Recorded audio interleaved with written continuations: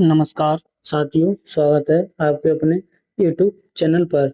आज हम उत्तर प्रदेश पुलिस 2026 के लिए हिंदी का प्रैक्टिस सेट आज सातवां हिंदी का प्रैक्टिस सेट सातवां है। अगर आपको हमारी हिंदी की क्लास पसंद आई तो हमारी वीडियो को लाइक और चैनल को जरूर सब्सक्राइब करें। तो आइए, आज का पहला सवाल है, भारत में सर्वाधिक बोले जाने वाली भाषा कौन सी है? भारत में सर्वाधिक हिंदी बोली जाती है। इसका हमारा ऑप्शन ए है, लगभग 55 करोड़ हिंदी बोली जाती है। अगर आप पूछें तो दूसरे नंबर पर बंगाली बोली जाती है और तीसरे नंबर पर मराठी बोली जाती है। अगला हमारा प्रश्न नंबर 2, इनमें से अल्प प्राण बल कौन से हैं? अल्प प्राण पहला और तीसरा, पांचवा अल्प प्राण और सभी स्वर कितने?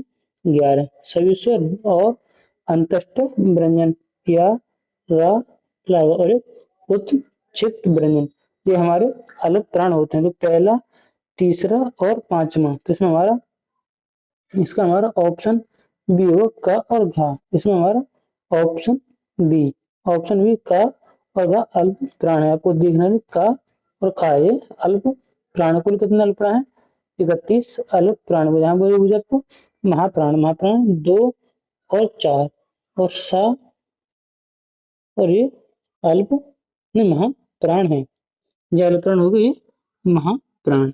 अगला हमारा प्रश्न नंबर 3, इनमें से बताइए किस शब्द में द्वित व्यंजन है? द्वित व्यंजन वे व्यंजन होते हैं, यानी दो व्यंजन के बाद एक स्वर हो, तो वहां पर द्वित व्यंजन होता है। जैसे पूरा हमारा दिल्ली, इसमें दो व्यंजन होंगे, जैसे ला, तो व्यंजन तो है, तो फिर इसके बाद एक व्यंजन और आ जाएगा, फिर इसके बाद आ, तो ये क्या होगा हमारा? दो व्यंजन और एक स्वर, तो इसे बोलेंगे द्वित व्यंजन। इसका हमारा ऑप्शन सी होगा।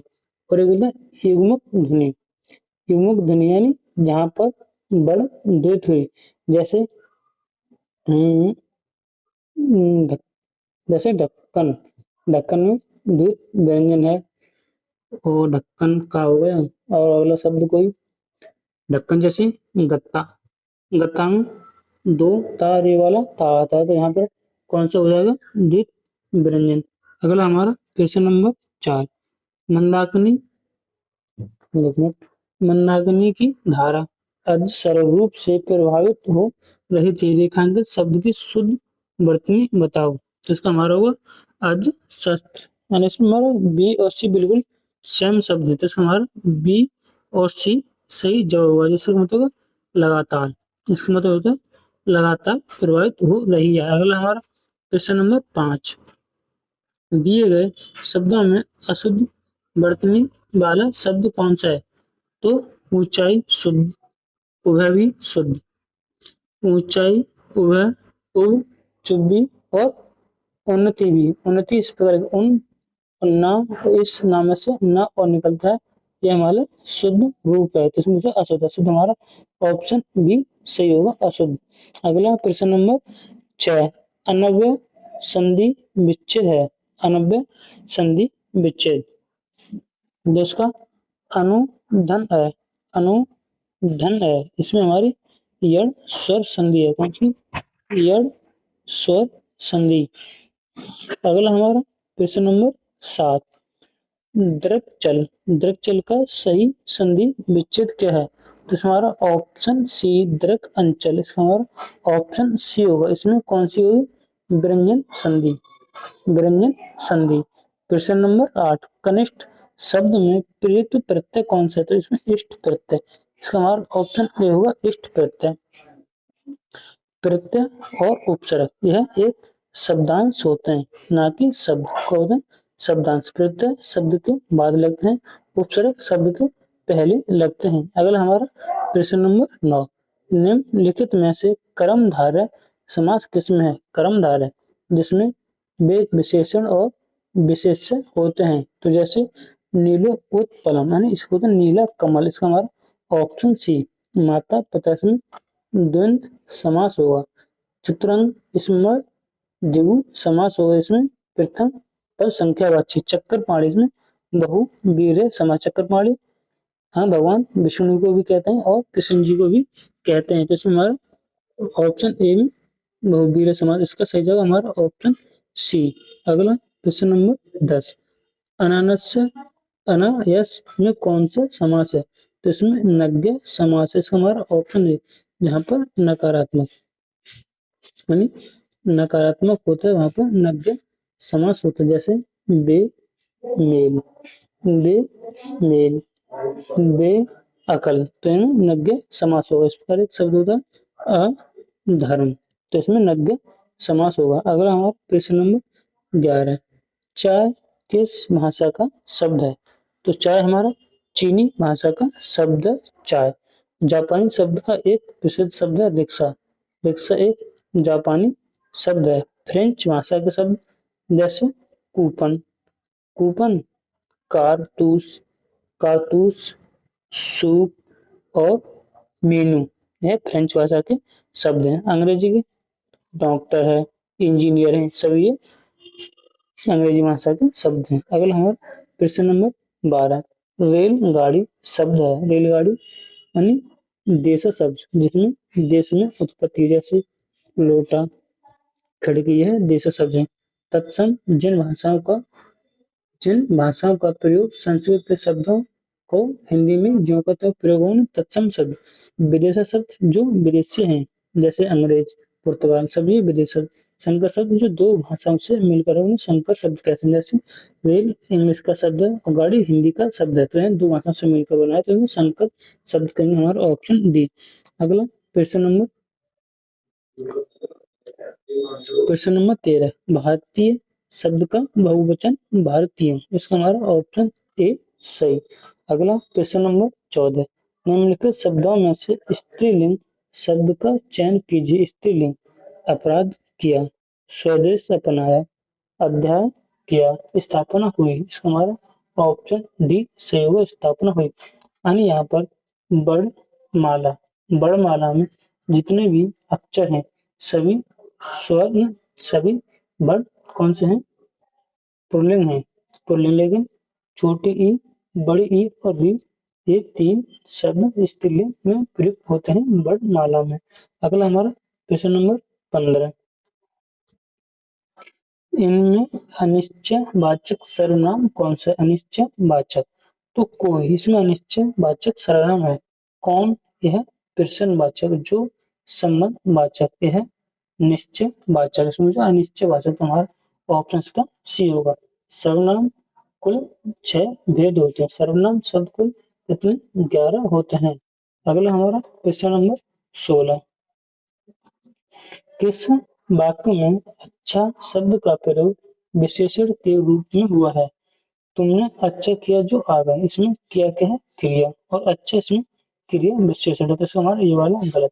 यह स्थान बहुत अच्छा है, तो इसका हमारा ऑप्शन बी सही होगा। वह स्थान बहुत अच्छा है विशेषण। विशेषण के कुल 4 भेद होते हैं। कितने? 4 भेद। अगला हमारा प्रश्न नंबर 17, सामान्य वर्तमान काल का उदाहरण। सामान्य वर्तमान काल का उदाहरण कौन सा है? सीता बाजार जाती होगी, जाती होगी, तो है संदिग्ध वर्तमान काल है। रमेश ने समाचार पत्र पढ़ा, तो यह तो सामान्य वर्तमान काल है। वर्षा हो रही थी, तो यह पूर्ण भूतकाल है। वह कलकत्ता जाता है, तो यह हमारा सामान्य वर्तमान काल है। इसका हमारा ऑप्शन डी। अगला प्रश्न नंबर 18, वृहत विशेषण का शुद्ध उत्तरम अवस्था क्या होगा? तो बृहत्तम, तो इसका हमारा ऑप्शन यानी आधा तक होता है, तो उसके हिसाब से हमारा ऑप्शन बी सही होगा। अगर यहाँ पर क्योंकि ये ऐसे आधा ता आता, तो इसका हमारा ऑप्शन सी सही होता है, लेकिन इसमें आधा ता नहीं, तो इसका हमारा ऑप्शन सी सही है। अगला हमारा प्रश्न नंबर 19, सभा में 20 लोग थे, सभा में 20 लोग थे, इनमें से विशेषण का कौन सा भेद है? तो समुदाय वाचक ने, निश्चित वाचक ने। यहाँ पर अगर 20 लोग थे तो निश्चित संख्या वाचक हो जाएगा। यहाँ पर हमारा ऑप्शन डी अनिश्चित संख्या वाचक, ऑप्शन हमारा इसका डी। देश को हानि जयचंदा से होती है, रेखांकित शब्द में संज्ञा है, तो इसमें जाति वाचक संज्ञा, इसका हमारा ऑप्शन ए। अगला प्रश्न नंबर 21 दाता का पर्यायवाची शब्द है। दाता का पर्यायवाची शब्द तो है विष्णु का पर्यायवाची शब्द हमारा ऑप्शन ए। और विष्णु का उपेंद्र है विष्णु का पर्यायवाची शब्द है चक्र पाणी।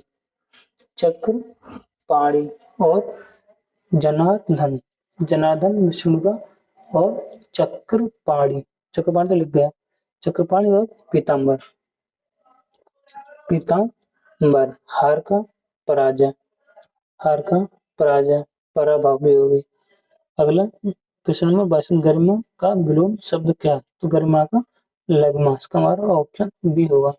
अंधकार का उजाला घृष्णा का इसका प्रेम हो जाएगा और निचता का महान। अगला हमारा प्रश्न नंबर 23 आकिंचक मतलब आकिंचक एक शब्द है तो इसमें वाक्य को इसमें ऑप्शन ए आय व्यय के आंकड़ों की जांच करने वाला इसका हमारा ऑप्शन ए सही। अगला प्रश्न नंबर 24 इनमें से संयुक्त वाक्य की चयन कीजिए। रचना के आधार पर वाक्य 3 प्रकार के होते हैं अर्थ के आधार पर 8 प्रकार के। रचना के आधार पर एक साधारण वाक्य संयुक्त वाक्य और मिश्र वाक्य। साधारण वाक्य जिसमें एक विधेय और एक उद्देश्य हो जैसे जो परिश्रम करता है वही आगे बढ़ता है तो इस पर तो डिपेंडेंट आश्रित है तो इसे बोलेंगे मिश्र वाक्य इसमें जो संयुक्त वाक्य मैं पढ़ता हूँ और वह गाता है तो इसमें हमारा संयुक्त वाक्य हो गया और शब्द द्वारा जुड़ा परिश्रमी व्यक्ति ही सफलता प्राप्त करता है तो यह हमारा साधारण वाक्य है। अगला हमारा प्रश्न नंबर 25 प्रश्न नंबर 25 निम्नलिखित में से वाक्य में शुद्ध रूप का चयन कीजिए। कौन सा वाक्य शुद्ध है उससे अनुत्तीर्ण होने की संशय इसमें गलत हो रहा है उससे अनुत्तीर्ण होने का शक आदमी होता है ये वाला गलत उससे अनुत्तीर्ण होने की आशा ये भी गलत इसका उससे अनुत्तीर्ण होने की आशंका है इसका हमारा ऑप्शन डी सही। अगला प्रश्न नंबर 26 ऊंचा हाथ होना का अर्थ क्या है ऊंचा हाथ होना तो इसमें दान आदि के मन में उदारता का भाव इसका हमारा ऑप्शन बी होगा ऑप्शन बी।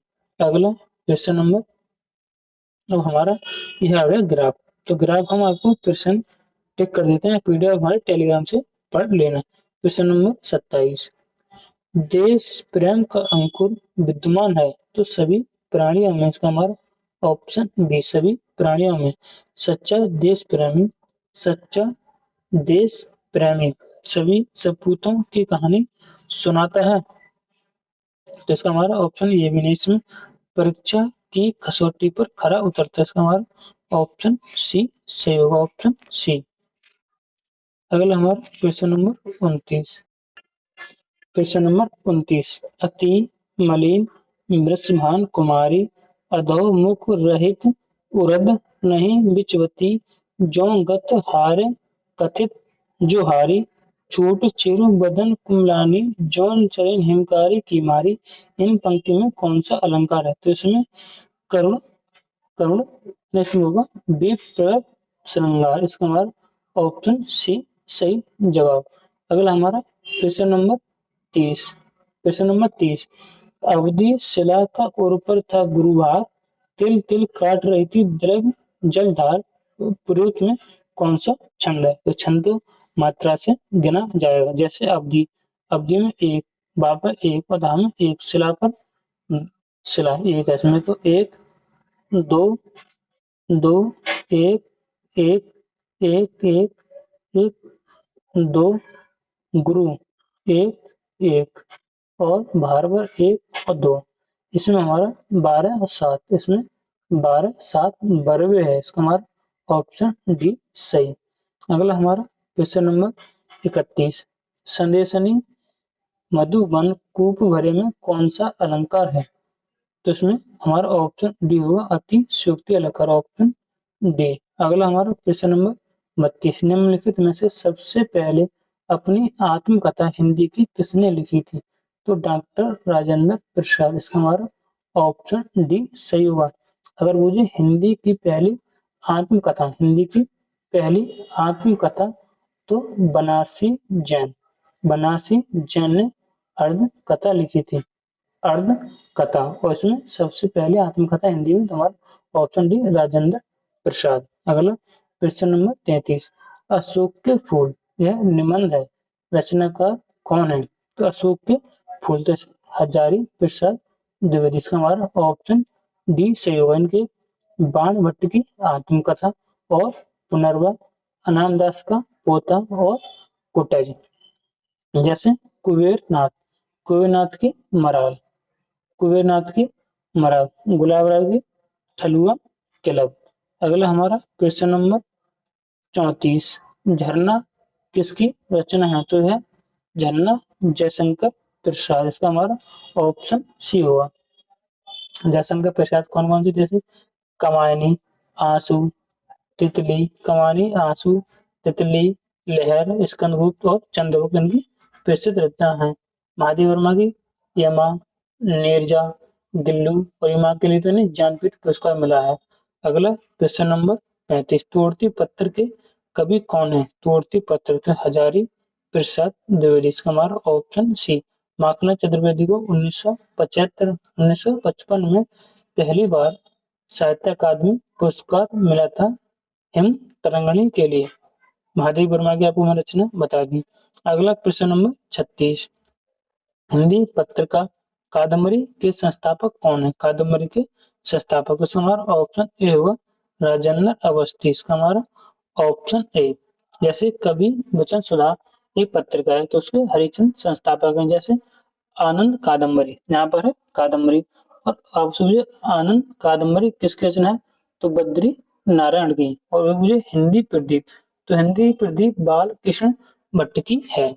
अगला भारतीय संविधान की 8वीं अनुसूची में शामिल भाषाएं, तो कुल 22 भाषा, इसका हमारा ऑप्शन डी सही है। जब लागू हुआ था तब 14 भाषाएं थी। 21वें संविधान द्वारा 1967 में सिंधी भाषा को जोड़ा गया था। फिर 71वां संविधान 1992 के तहत 3 भाषाएं जोड़ी गई थी। फिर 92वां संविधान 2005 में 3 में हुआ था, तब उसमें 4 भाषाएं जोड़ी गई थी। वर्तमान में 22 भाषा हैं। अगला क्वेश्चन नंबर 38, इनमें से किस उप इनमें से किस उपन्यास की पृष्ठभूमि भारत में, एक मिनट दिखना रहा, इनमें से किस उपन्यास की पृष्ठभूमि भारत विभाजन त्रासदी है? तो है झूठा सच, इसका हमारा ऑप्शन डी होगा। यह यशपाल की है, इसकी यशपाल की। दादा कॉमरेड, झूठा सच, देशद्रोही, तेरी मेरी उसकी बातें, ये किसकी है?